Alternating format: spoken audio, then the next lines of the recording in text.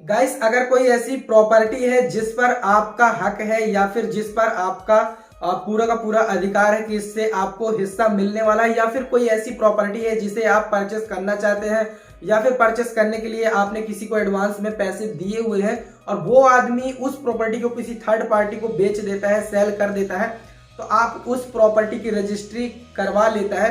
तो आप उस प्रॉपर्टी की रजिस्ट्री होने के बाद उसके जो दाखिल खारिज होता है, जो कि म्यूटेशन होता है, प्रॉपर्टी म्यूटेशन होता है, उस पर आप कैसे रोक लगा सकते हैं, प्रॉपर्टी के नामांतरण पे किस प्रकार से रोक लगाया जा सकता है, प्रॉपर्टी के दाखिल खारिज किस प्रकार के रोका जा सकता है, आज की इस वीडियो पे मैं पूरा प्रोसीजर बताने वाला हूं। सो हेलो एंड वेलकम दोस्तों, मैं हूं चंद्रभान चक्रवर्ती, आप देख रहे हैं अपना यूट्यूब चैनल टेक रेवेन्यू। चलिए शुरू करते हैं। दोस्तों, वीडियो स्टार्ट करने से पहले आपसे एक रिक्वेस्ट है कि अगर आपने अभी तक हमारे यूट्यूब चैनल को सब्सक्राइब नहीं किया है या फिर आप हमारे चैनल पे नए हैं तो बेल आइकन को प्रेस कर दीजिए, सब्सक्राइब बटन को दबाकर, ताकि इसी प्रकार के रेवेन्यू से रिलेटेड, प्रॉपर्टी से रिलेटेड और एजुकेशन से रिलेटेड, टेक्निकल से रिलेटेड सारे वीडियोस के नोटिफिकेशन आपको सबसे पहले मिल जाएंगे। चलिए दोस्तों, शुरू करते हैं।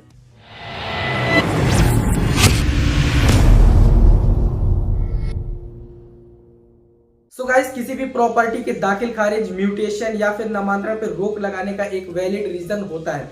वैलिड रीजन की बात करें तो यहाँ पर दो वैलिड रीजन होते हैं। पहला वैलिड रीजन ये होता है कि आपका उस प्रॉपर्टी पर कहीं ना कहीं हक बनता है, आपका उस प्रॉपर्टी पर कहीं ना कहीं राइट होता है। अगर आपका उस प्रॉपर्टी पर कहीं ना कहीं राइट्स है या फिर वो आपकी प्रॉपर्टी एंसेस्ट्रल प्रॉपर्टी है, जो पैतृक प्रॉपर्टी होती है, उसे आपका अगर भाई बेच देता है तो आप उस पर रोक लगा सकते हैं दाखिल खारिज पर।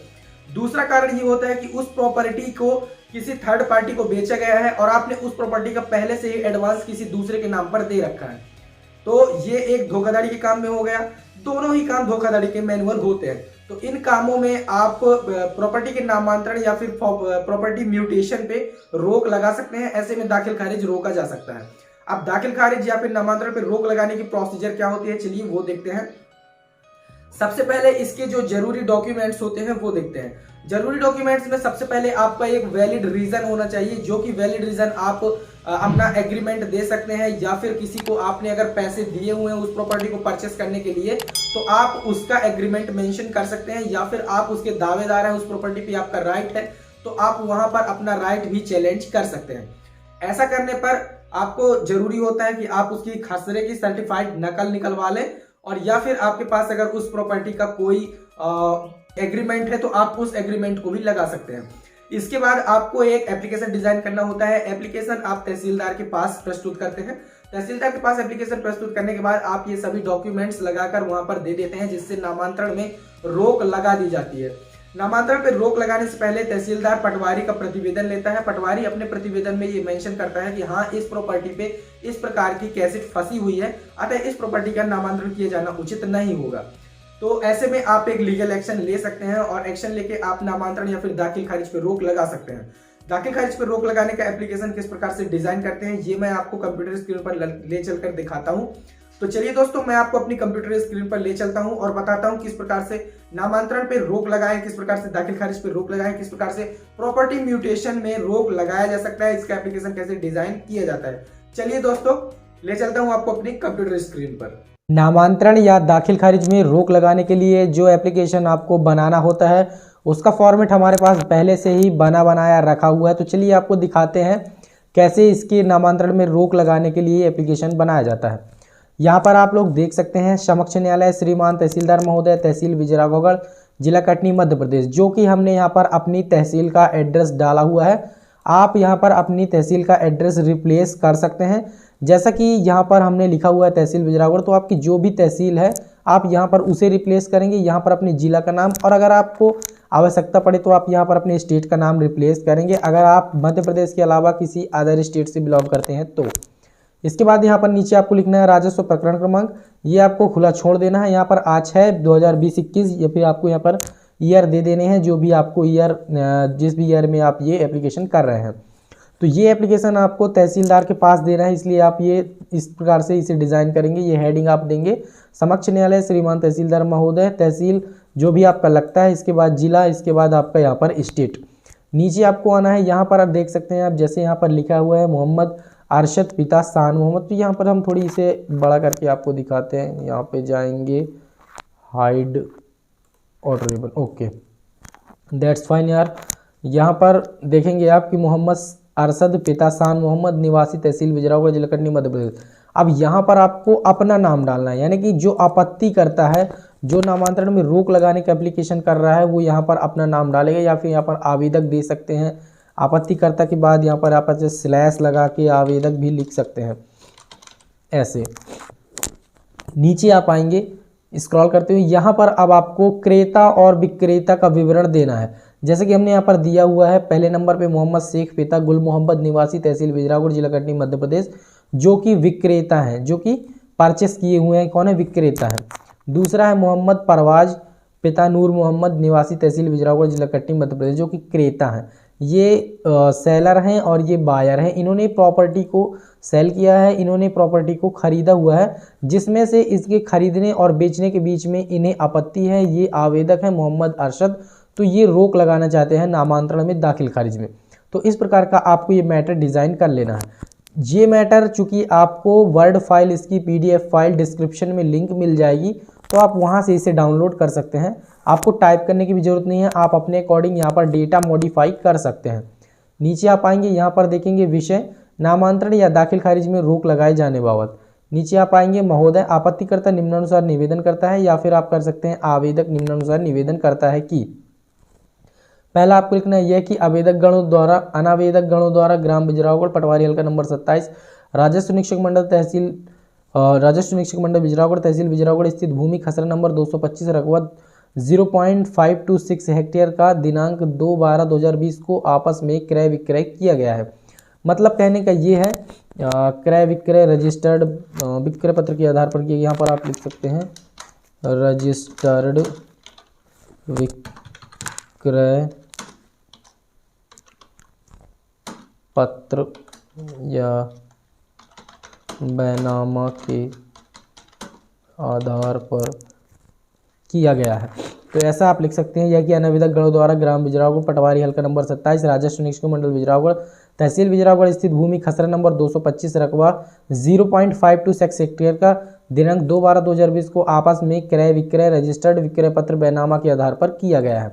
तो कहने का मतलब ये है कि ये जो प्रॉपर्टी है ना, जहाँ की ये प्रॉपर्टी है, फॉर एग्जांपल ये प्रॉपर्टी जैसे कि जिस भी गांव शहर या विलेज के अंदर है, उस प्रॉपर्टी का आपको एड्रेस देना। जैसे कि ये प्रॉपर्टी जो खरीदी गई थी, बेची गई थी, ये प्रॉपर्टी जो करंट में इसकी जो लोकेशन है वो इस बिजरावगढ़ के अंदर पटवारी हल्का नंबर 27 में आती है।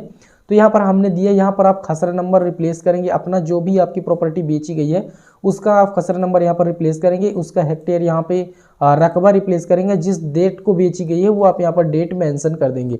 अगर आपको डेट नहीं पता है तो आप डेट को यहाँ पर हाइड भी कर सकते हैं, या फिर आप सीधे दे सकते हैं कि आपस में क्रय विक्रय रजिस्टर्ड विक्रय पत्र के आधार पर किया गया है।